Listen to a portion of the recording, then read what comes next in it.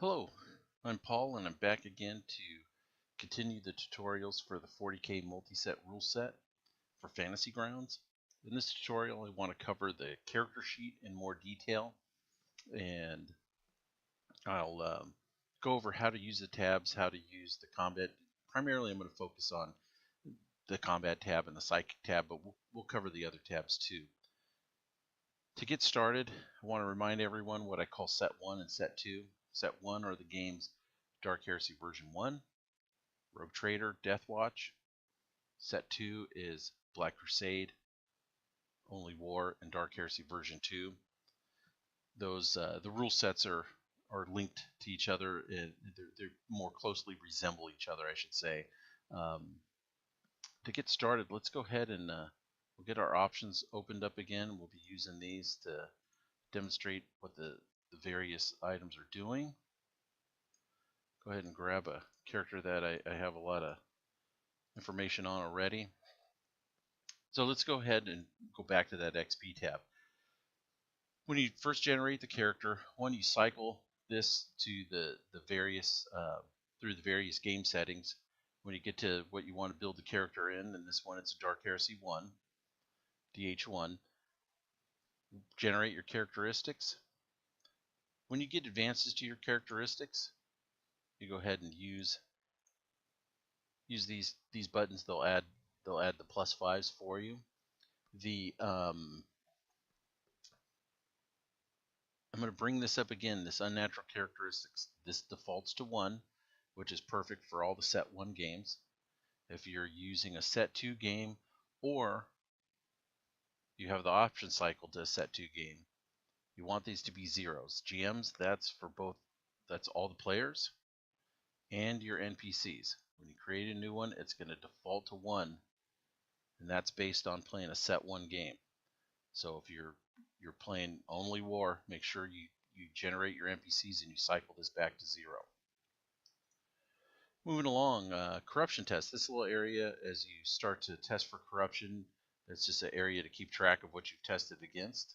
The experience points is an area it's a simple list you can add what the improvement was, the type, skill, talent, or characteristic advance, the cost. If you're playing Black Crusade, it works a little bit different. They don't test for corruption. They have an alignment track. Instead of being improvement in type, improvement in alignment. Didn't have enough area here to keep the type, but I think this is more important to keep track of. As you notice, two corn and a Slaanesh, it'll keep track. It's also on the main tab. It's reflected again on the main tab. This is important as your character goes from unaligned towards one of the dark gods. That way you can fill in what the alignment would be. Moving on to the Notes tab. Notes tab, this was a tab my players really wanted me to add back in. They wanted an area to keep their own notes, not just using library notes. So I added this back in and I moved the reference guide to that button there. I do want to point something out. When you very first create a character, go ahead and cycle that to, go ahead and cycle this to Dark Death Watch. I'm into the notes. I'm going to close this character. When you create one, it's blank. Right click it, it'll generate. Notice these two are different.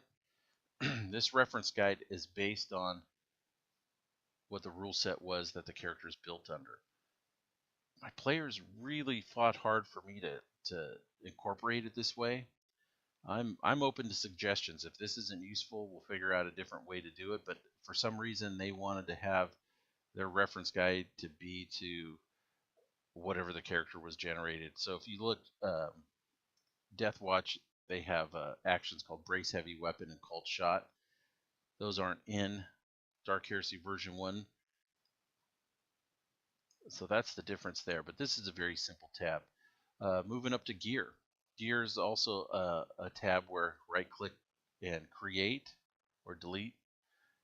You can use this with the plus symbol. I've added a tab here called Usable Gear. Usable Gear is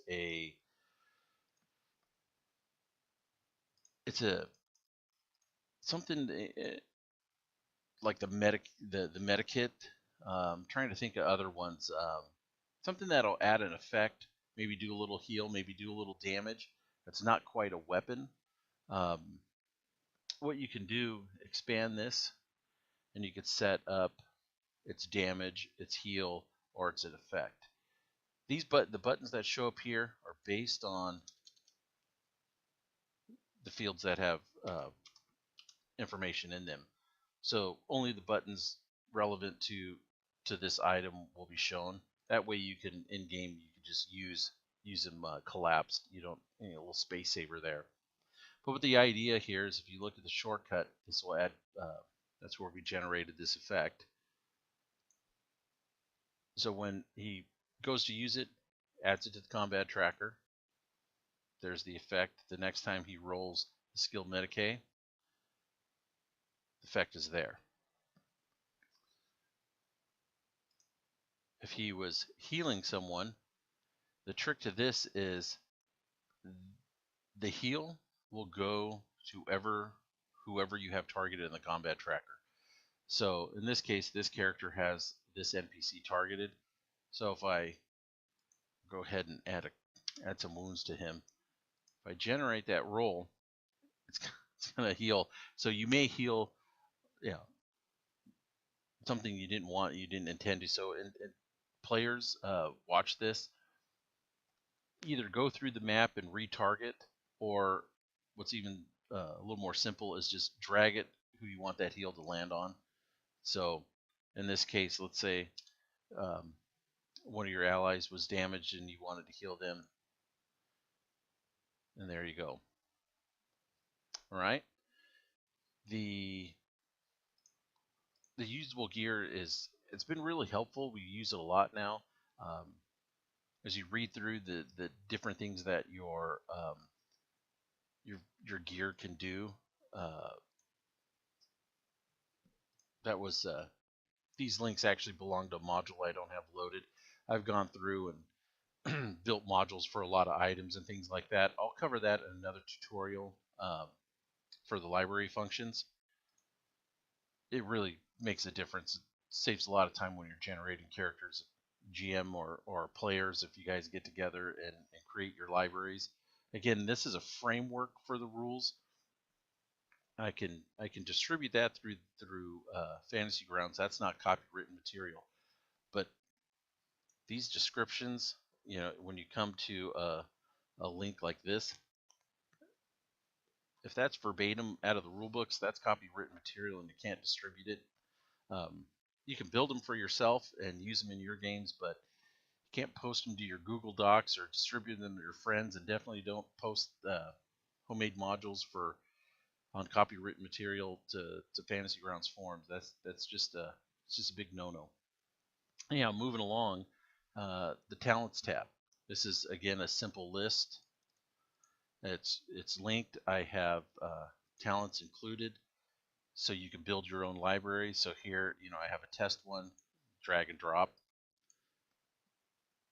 Skills we covered. Skills are automatically generated based on your option here. So this is Dark Heresy version 1. This is the basic skill list. You add your advanced skills as you gain them. Main tab is basic information. These fields in here are generic data for, again, these are, I've created so many of my own modules. But these are basic reference data fields. And I've included this data tab, the D, so you can create your own. So here's one I created as a test for corruption. So you can go ahead and add that there. You can go ahead and add Hive. It's a homeworld trait. Technically, you can add it anywhere because these all share the same library. But notice, again, this is really for a different tutorial. But in the library, you can make categories so you can sort them. So you only see Space Marine patterns. I only want to see homeworld, things like that. That's the main tab is just the general overview. Get into the combat tab. Combat tab changes This information doesn't change based on the rule set, but the actual weapons list does. And I'll show you some of what I mean. So when you create a weapon, then I really can't stress this enough. Only the basic stat line needs to be added. Whatever it says in the rule book for that basic stat line, add that across the board in these fields. Click this green button here and go into the weapon details. So if you're using a weapon that has felling or proven or something like that, that's where you go ahead and start filling in, this is a felling 3 weapon. As a tearing weapon, you'd go ahead and check the checkbox or cycle the numbers here. This is where you're going to add those details. Previously in Dark Heresy, my Dark Heresy sets, I had it under this activate button. Change things up a little bit. I think it flows better. Go ahead and set this up. So if your character gains the talent Mighty Shot, that's going to happen every time you shoot. You would just click that button and forget. Now you don't have to race over to modifiers or your hotkeys every time you shoot. So this is the idea here. Set the fields. If the weapon has any special qualities, let's say it's a blast 2 weapon, type that field in there, close it. Now whenever I'm going to clear this, whenever you roll to hit roll, the report is going to tell you that it'll report what these special characteristics are. These need to be verbatim from the rules. So if blast 2 is written just like this without a space between blast and the parentheses, that's the way it needs to be written. Notice no report that time. So the only way I could do that, I decided, I had to find those strings, and I decided the way to best do that is if everyone followed the syntax out of the rule book, it was easy for me to search for and get these reports to generate. Moving along, let me get rid of that so we don't have that every single time as we test the weapons here. The idea of the way the tab is organized, or this list is organized, is as you make an attack, you're working from left to right. So now you have this weapon set up with all its details. And notice if if character bought sights, you go ahead and click that and it'll modify that rule since that's always on. GMs, if you make a custom weapon, base stat line, and you just decide a character found a rare hand cannon and it has a profile that's a little bit better than base, give it the base, go ahead and add your custom modifiers in these fields here. These will change based on this stuff. So let's say you decide you want Tainted, which is a Black Crusade weapon quality. Let's say you want to have that in your Dark Heresy game. Let's close this, let's refresh it. Tainted now shows up. So this will change based on these. This area may also change based on these. The difference is these are constants, something that the weapon every time it's fired is going to use. This is something conditional. For instance, a character, let's say this is a Meltagun. You fire it at short range. When you read the weapon's description, it gives a penetration modifier. I could go ahead and click that. It doesn't matter if this is Meltagun or not. It matters if this button is checked. Notice the pen is 2. Unchecked, that damage is rolled. It reports pen 2. Check this. Modifies the pen. It doubles the pen. So these are conditional. You fired at short range with a melted gun. Go ahead and check that. Say you wanted your plasma guns, you think they should have maximal, and that's not available in Dark Heresy 1. Cycle this over to Death Watch. Maximal shows up. So if you're using a plasma gun and you have the maximal setting, you're going to fire it that way, check that. So what these are doing is they're modifying the damage or the hit as necessary so that you're not searching the mods, you're not hotkeying, and you're not using the stack. I think it's just a little bit quicker. You're already here in this line. You might as well go ahead and have something at your fingertips. Another one that my players use a lot is the fire selectors. And let's clear this. So if you notice the hand cannon's basic bonus, D10 plus 4, pen 2. When you use the ammo selectors, you want to add the bonus that the round gives. You don't want to modify this. You want to just add the, so let's say this round is a +1 damage, adds energy as the damage type, and is a +1 to the pen. Check that, and this will modify to pen 3 +1. So we went from 4 to 5, added the energy type damage. So the idea here is constants, conditionals. If you meet the condition, it'll show up. So something like the sword. For Dark Heresy version 1, there's not much to it. But let's say you decided, hey, I want to have hammer blow in my games. Go ahead and go up to only war. Cycle that back open. Now hammer blow's there. So again, these change as these change. The sword's a good one, balanced and primitive. Let's say your character went and bought this sword. It's primitive. Again, primitive is one of the ones that, based on the rule set, changes how primitive works. So in the set 1 games, it's either primitive or not. In the set 2 games, it's primitive with a number qualifier. So if you're using these little pop-ups, these tool tips, add primitive value here. If you're Black Crusade only war, Dark Heresy version 2, hover over hammer blow, hover over the circle with a talent and all-out attack, check to add hammer blow. So I've tried to add notes to prompt you when to use these or how to use them too. But here we had balanced and primitive. So if you notice, the parry changes based on the weapon. I added this to the melee weapons because of things like balance. So rather than, you can roll here on your reactions, you can roll it from your skills tab. But I figured, again, we're right here in combat. It's going to be relevant to what weapon they have in their hand to use their parry skill, so might as well modify it and have it roll the skill here.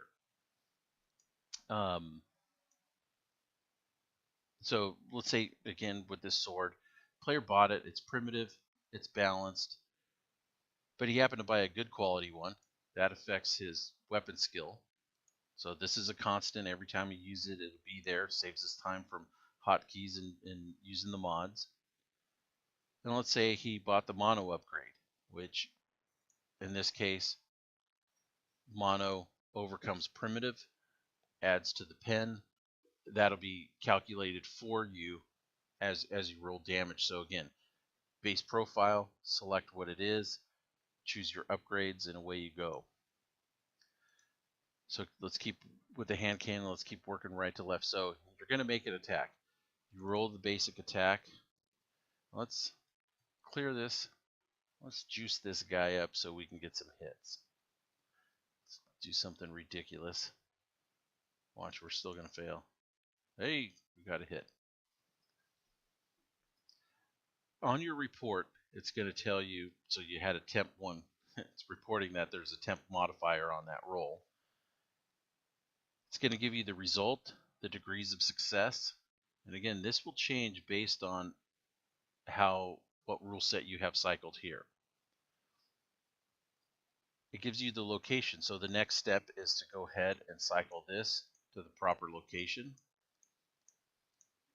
And that has an effect because you can have different values of armor in each of the locations. So to calculate damage correctly, make sure you set that, then fire the damage. The damage will reflect again. This is what we use, the penetration. The location was to the body. And hey, we have a Reister's Fury check. Again, we have this set to Dark Heresy 1. We'd have to confirm the hit roll and roll another actually you don't roll a damage roll, you roll a d10. And the way I handle it is, let's say here's our Righteous Fury check. He hits, great. Roll a d10, take that, because this is adding to this damage roll. So we don't want to have the automation. If you roll the damage, it's not going to generate it right, and you don't want to take the d10 and add it. Well, let's go ahead and unkill that guy. We don't want to make this roll and we get a 10. I can add it directly there for the 10 wounds. So you did your 14 plus the 10 is how that would reflect. If we did a damage roll, it's going to recalculate for its toughness and armor. So it's not going to add the damage correctly. If you were to take this damage roll and just drop it on him, it's going to do the same thing. So really where you want to go with this is for the set 1 games in Righteous Fury, roll, confirm the hit, then just take a simple die, roll it, and drag that number onto the CT. All right. Let's move along here. Cover. Now there's a couple ways to do this. For players, GM, you assign them, you tell them they have a, cover 4. Great, they add this, but this is relative to an effect in the CT.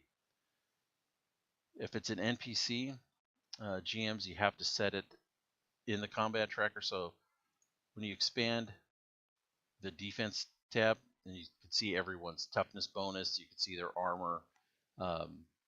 This is where for an NPC you can add cover to them. You see the player's cover. This is linked. So let me mention this right now about the combat tracker. Even veteran players, a lot of times we forget this. Characters are linked. So whatever fields are linked here, it adjusts the combat tracker. NPCs are copies.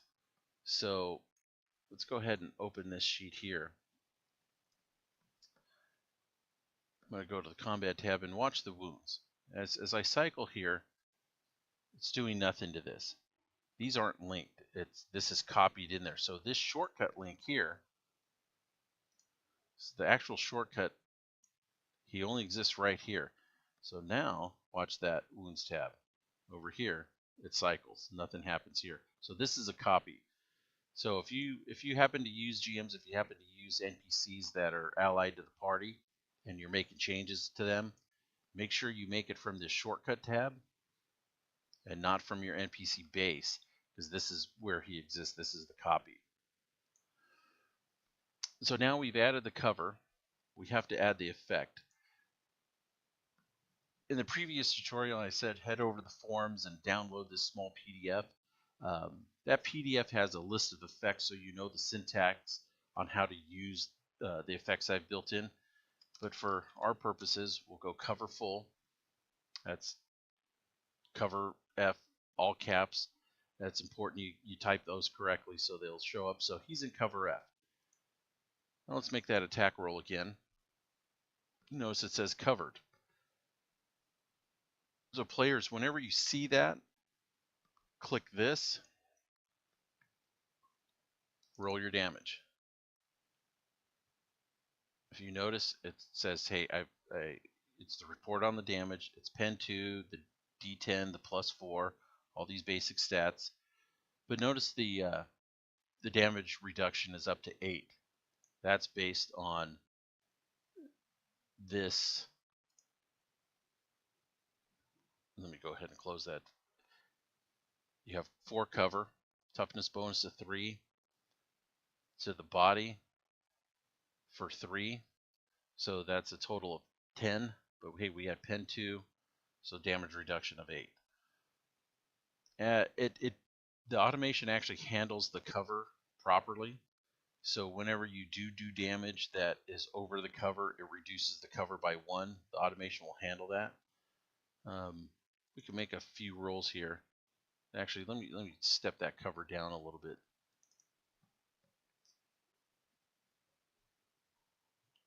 So he had damage. It reduced that cover from 2 to 1. In a way, a way we keep going. So as we damage, you see now it's stepped down to 0. So the cover reduction is automated for you. So GMs, you can add it, you can use it pretty simply. It's something you don't need to track. It'll burn itself off. That's an important one though, because with the button off and you had cover here, that damage reduction is back to 4 instead of 8. So you want to make sure that the players are hitting these buttons. Again, players, you're just working from left to right through the report, covering the steps. Here's to track, as you're shooting, keep track of your ammo here so you know when to reload and take your 2 full actions, right? That's pretty much all there is on the weapons. Coming over to the Psychic tab works a lot like the weapons. This is a little bit isolated. I'm going to pop open, I'm going to move this, bring up another one of these characters here. We have 2 different psychic systems in the 40K RPG. Dark Heresy 1 and Rogue Trader and Up. Rogue Trader and Up follows a different set of rules. This cycler, you can cycle through whatever psychic system you decide. So if you're playing Dark Heresy 1 and you really can't stand that psychic system and you like the one from Rogue Trader, you cycle right back over and use those rules instead. I don't have that set as that option. That resides inside the character sheet. Let's cycle this back over. I also have, you'll notice in these library tabs, I don't know if, I didn't know this for a while. A lot of people, I see it on the forums asking, hey, how do I turn on all these buttons? These buttons are turned on and off right here in the library tab. Do that again. If you notice, the button goes away, comes back. But I have libraries for both Psychic System 1, which is Dark Heresy, Psychic System 2, Rogue Trader, and Up. So you can build libraries for psychic powers also. So I have a couple dropped in here. Again, you're working left to right, following the steps for the rules that you're under. I'm going to go ahead and cover the Rogue Trader one. This one I think gets used a lot more.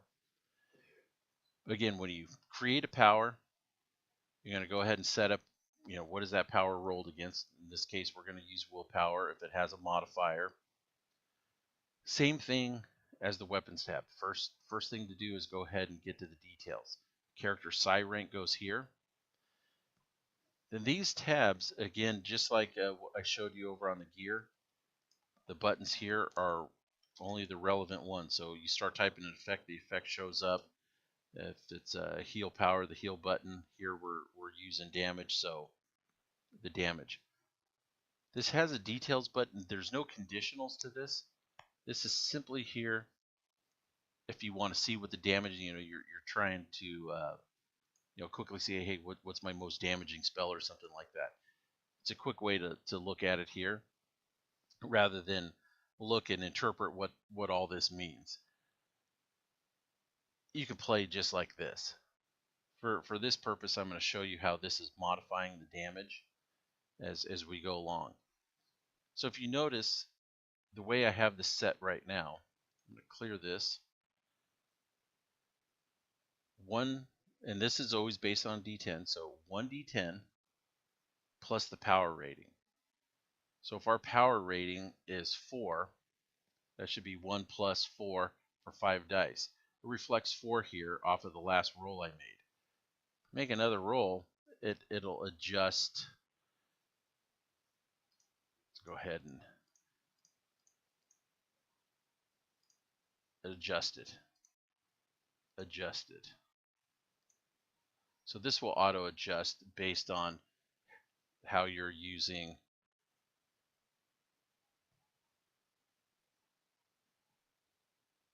Let's go ahead and bump that up to like something crazy, right?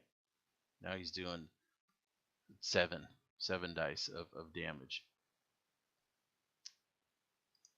So based on what, if it's fixed, if it's just a D10, notice that updates. 1 times the power rating, so if you change that to plus,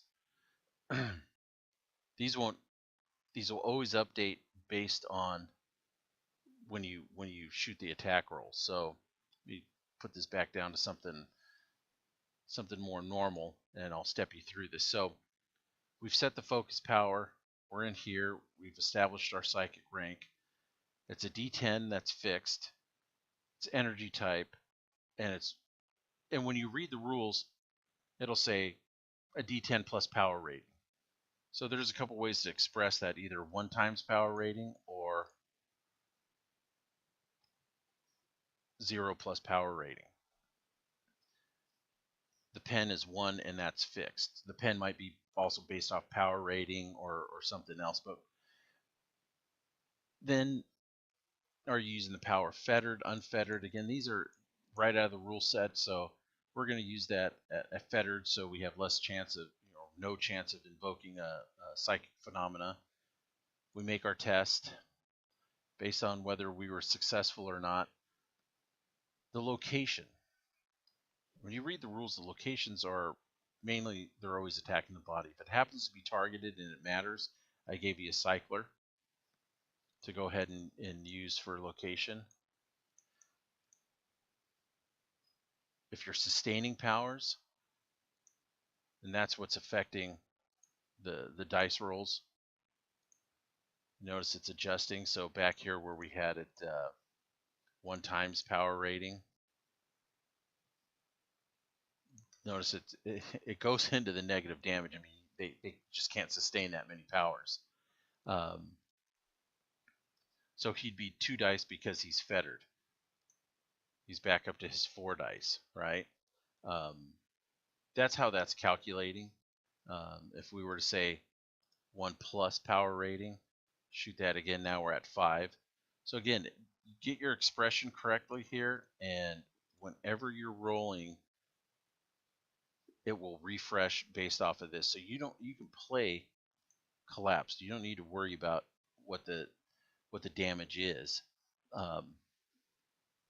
Cycle the body, determine how many powers you have sustained, and then go ahead and shoot for the damage. And that's targeted, and it is applied. And again, the same rules for Righteous Fury. You would confirm, then you would go ahead and roll the D10. Same process. Roll a base D10, take that number, drop it onto the character it applies to, so you don't recalculate the pen and armor and toughness. That's the basics. That's the basics of this tab. But psychic powers, if you float through them, you're going to find some special case ones that add damage types, or they're tearing or proven. I noticed Black Crusade used a lot of these, and so does Only War. When you're down in, say, Death Watch, most of the Marine powers are 1 times power rating. They're super effective. So I had to come up with a way that we could express all these various damage types, and this is what I came up with. I'm hoping it's not too complicated. When we play tested, my players didn't have a problem figuring this out. I had to walk a couple of them through it because there's several different ways to express the same value. So it doesn't really matter as long as you know, you can even fire a few test rolls with untargeted just so you know your expression's correct. But again, same thing, left to right, and you won't go wrong. That really covers the main tabs. If you have any questions, post them on the forums. The thread is located in the Fantasy Ground forums at the Armory section. In the Armory section, you'll find Rulesets, and then you'll find the 40K Multiset Ruleset thread. Go ahead and post there if you have any questions. If you find any bugs or you think something's not calculating right, I will go through and dig into that. I appreciate the time, and I hope you have fun using this rule set. Thanks. Bye-bye.